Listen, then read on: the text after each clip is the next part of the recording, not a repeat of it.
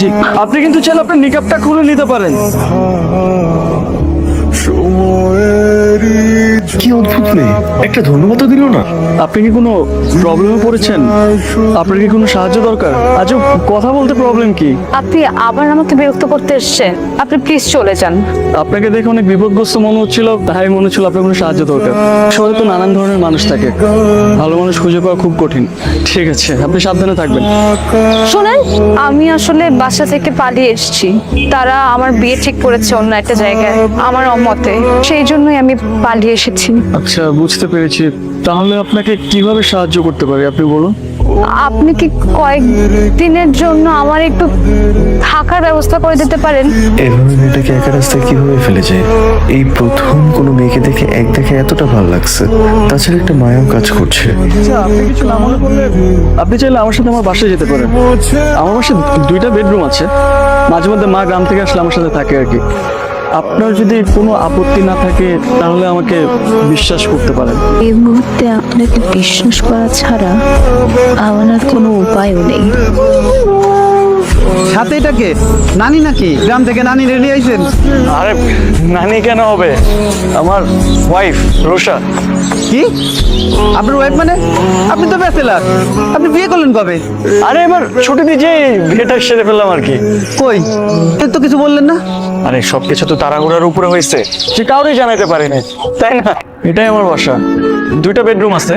ওই পাশের রুমটা আমি থাকি, পাশের রুমটা মোস্ট অফ দ্য টাইম খালি থাকে।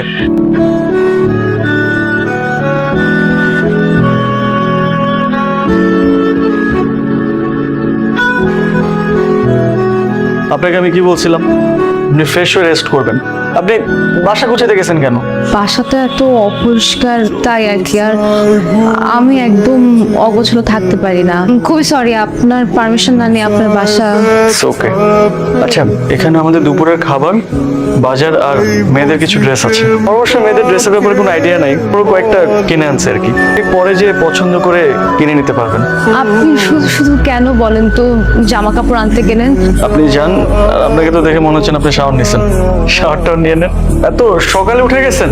আপনি না কালকে বললেন যে আপনার অফিস আছে সকালে, সেই জন্য আপনার ব্রেকফাস্ট রেডি করে দিলাম। আসেন ব্রেকফাস্ট করে নেন। এত কিছু কেন করতে গেছেন? আর আমি তো সকালে খাই না, অফিসে যে চা অথবা কফি একটা খেয়ে নিই, ঠিক সকালের ব্রেকফাস্ট। আরে একেবারে কিছু না খেয়ে থাকাটা শরীরের জন্য ভালো না, হালকা কিছু খেয়ে নেন। ঠিক আছে, তো শুধু শুধু এসব করতে যাচ্ছেন। তা না, খেয়ে নেন।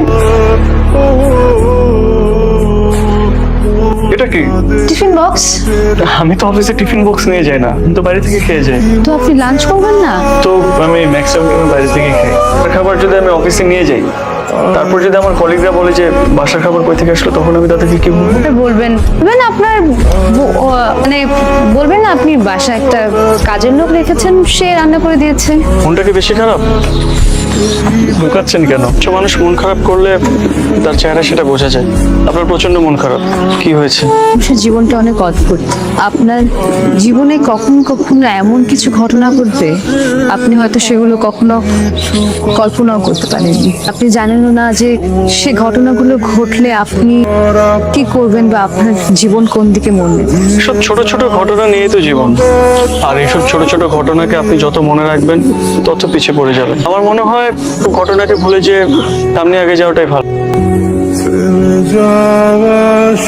এটা ভীষণ সুন্দর। আমি অনেকদিন এরকম প্রাণ খুলে নিঃশ্বাস নিই না। এই জন্যই তো আপনাকে এরকম একটা জায়গায় নিয়ে আসছি। মানুষের ডিপ্রেশনের সবচেয়ে থেকে বড় ওষুধ হচ্ছে প্রকৃতি। মানুষ সবচেয়ে থেকে বেশি প্রকৃতি উপলব্ধি করতে পারে, সে তার জীবনে সবচেয়ে থেকে বেশি প্রশান্তি খুঁজে পায়। আমি কখনো এমন সুযোগই পাইনি। প্রায় পুরোটা জীবনে কেটে গেছে বন্দিশালার পাখির মতো। আপনি তো সব বাধা ভেঙে বেরিয়ে এসেছেন, এখন একটু নিজেকে নতুন করে তৈরি করেন না, কমিতে হয়। চাইলে কি সব পাওয়া যায় না? সৃষ্টিকর্তা আমাদের সব আশা পূরণ করেন না। ওই যে কথা বলে না, যা পাই তা চাই না, যা চাই তা পাই। আপনি যদি আপনার জীবনে সবকিছু পেয়ে যান, তাহলে তো আপনি আপনার অস্তিত্ব হারিয়ে ফেলবেন। তবে জীবনে আমরা সবকিছু পেয়ে গেলে আমাদের না পাওয়ার আফসোসটা থাকে না।